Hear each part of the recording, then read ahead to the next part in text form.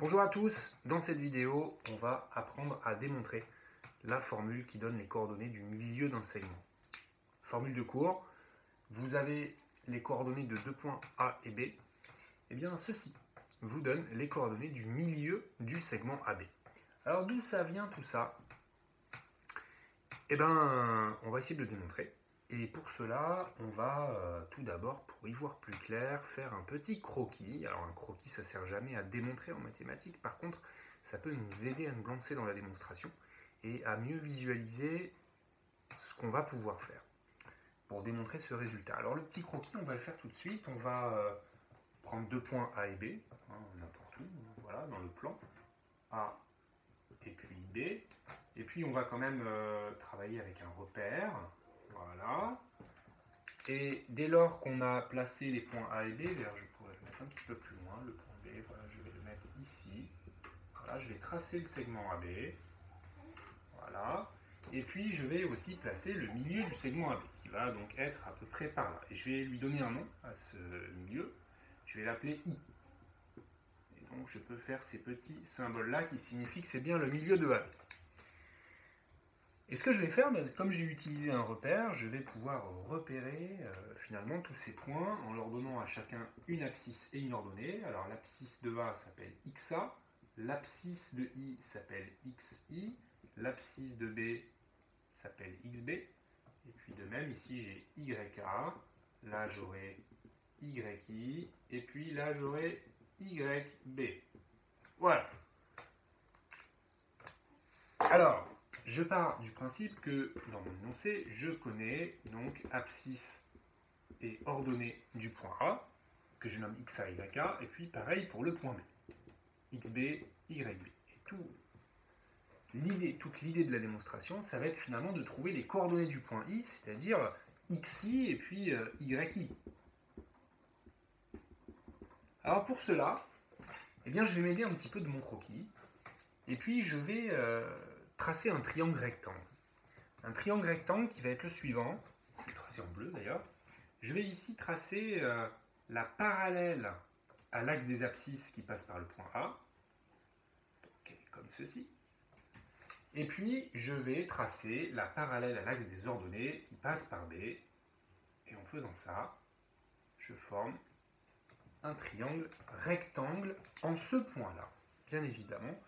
Parce que ici, j'ai une parallèle à l'axe des abscisses, ici une parallèle à l'axe des ordonnées, donc ces deux droites-là, elles sont perpendiculaires, bien sûr. Et ce point, je vais lui donner un nom. Je vais l'appeler H.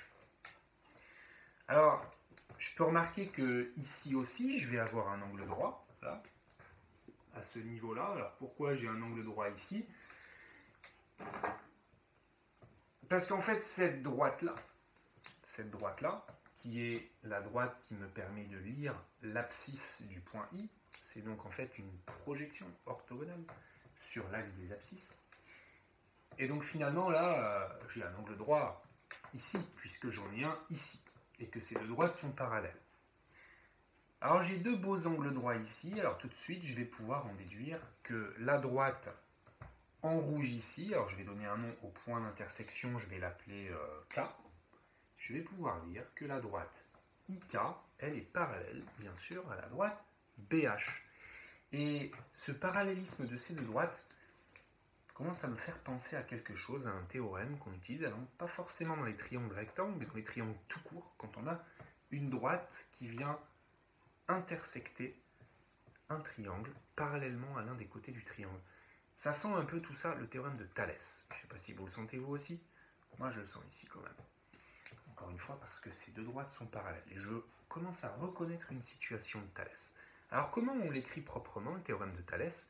Il va falloir déjà écrire proprement les conditions du théorème de Thalès et montrer qu'elles sont ici bien respectées. Les conditions du théorème de Thalès, c'est quoi? Eh bien, c'est que, alors déjà, on se place dans un triangle. Dans le triangle, qui est le grand triangle, la BH, triangle de sommet A, c'est ce sommet A qui va nous intéresser. Dans ce triangle, on a IK qui est parallèle à BH. Donc on est dans une situation de Thalès et donc on va pouvoir écrire le théorème de Thalès. Alors je l'écris ici. Théorème de Thalès. Qu'est-ce qu'il nous dit ce théorème de Thalès? Le théorème de Thalès, il nous donne l'égalité entre trois rapports, trois divisions. C'est les trois rapports de Thalès. Alors, les deux premiers, je vais en fait partir du sommet. C'est la distance AI sur la distance AB, qui est égale à la distance AK sur la distance AH, elle-même étant égale à ce qui se passe au milieu, c'est-à-dire la petite distance IK divisée par la distance BH.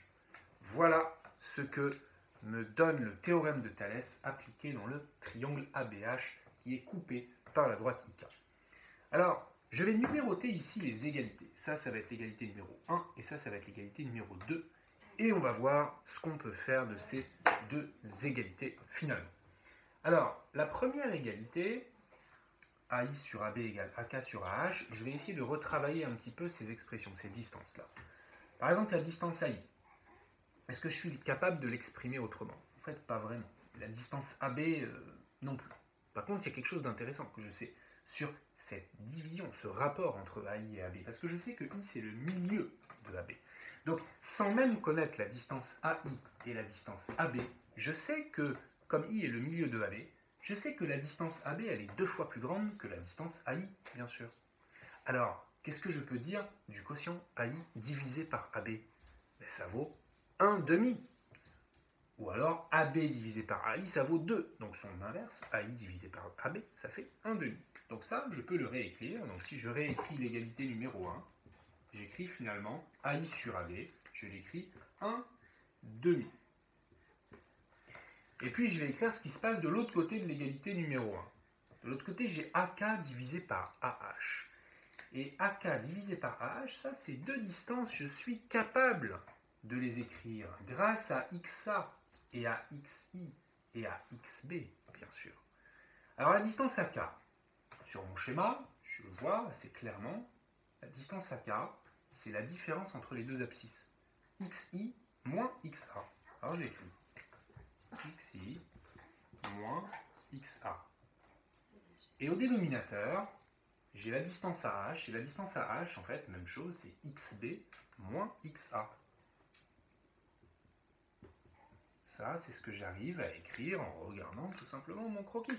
C'est l'utilisation directe, finalement, de la position des points, et le fait de travailler ici sur des distances qui sont des distances horizontales. Alors, pour calculer une distance horizontale, eh bien, il suffit, en fait, que je calcule la différence entre les abscisses. Ça me donne la distance.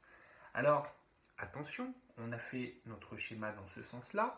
Si jamais le point B était de l'autre côté du point A, c'est-à-dire que le point B avait une abscisse plus petite que le point A, que l'abscisse de A, eh bien ça reviendrait à la même chose parce que ici en haut, on n'aurait pas XI moins XA, mais on aurait XA moins XI. Et en bas, on n'aurait pas XB moins XA, on aurait XA moins XB. Donc en fait, ici en haut, on aurait l'opposé, en bas, on aurait l'opposé. Ce qui veut dire que le quotient des deux aurait donné exactement la même chose que ce quotient-là. Rappelez-vous, moins quelque chose sur moins autre chose, ça fait plus le quelque chose en question sur l'autre chose en question. Donc finalement, ce résultat, il est même valable lorsque le point B est de l'autre côté du point A. Alors voilà, j'ai réussi à en faire quelque chose finalement de cette égalité numéro 1. Je vais la retravailler un petit peu. Regardez cette égalité. Ça nous fait penser à une situation un peu de produit en croix. On a envie d'écrire le produit en croix ici, qui est que 1 fois ceci est égal à 2 fois cela. Donc ça, je vais l'écrire proprement juste à côté. Alors, 1 fois xb moins xa, ça fait xb moins xa. Et xb moins xa, ça va donc faire 2 fois xi moins xa. Je n'oublie pas les parenthèses, bien sûr, attention, parce que dès lors que je travaille avec des fractions avec numérateur et dénominateur, c'est comme s'ils étaient parenthésés, mais ça n'est pas la peine de l'écrire quand j'écris une fraction, par convention. Alors voilà ce que j'obtiens. Eh bien, je vais essayer de retravailler un petit peu cette égalité. Là, je vais faire ce qu'on appelle un développement, ici. Donc je réécris ce que j'ai à gauche. xb moins xa est égal à 2 fois xi moins 2 fois xa. Et puis, je repère ici que, finalement, moi, ce qui m'intéresse, ce que j'ai envie de trouver, c'est xi. Donc c'est ceci. Donc finalement, je vais l'isoler. Comme dans une équation, d'ailleurs, c'est un peu une équation ici. Si je veux isoler ça, eh bien, je vais passer de l'autre côté ce qui me dérange ici pour avoir, pour l'instant, 2xi isolés, c'est-à-dire le moins 2xa. Le moins 2xa, il m'embête un petit peu, j'ai envie de le passer de l'autre côté. Comment je le passe de l'autre côté? En faisant l'opération plus 2xa des deux côtés de l'égalité. En faisant l'opération plus 2xa, je vais le faire tout de suite, xb moins xa plus 2xa est égal à 2xi.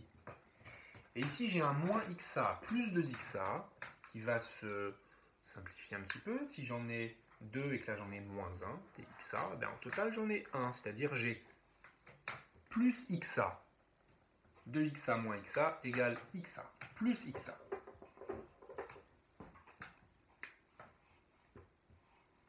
Au final, j'obtiens l'égalité xb plus xa égale 2xi. Alors je peux l'écrire dans le bon sens, je peux l'écrire ici dans le bon sens, 2xi égale xb plus xa, et par xb plus xa, j'ai envie de l'écrire dans l'autre sens, c'est-à-dire xa plus xb. J'ai le droit bien sûr de faire ça, ça s'appelle la commutativité de l'addition. J'ai le droit de changer l'ordre des termes quand j'ai une addition. Dernière étape, qu'est-ce qu'il me reste à faire?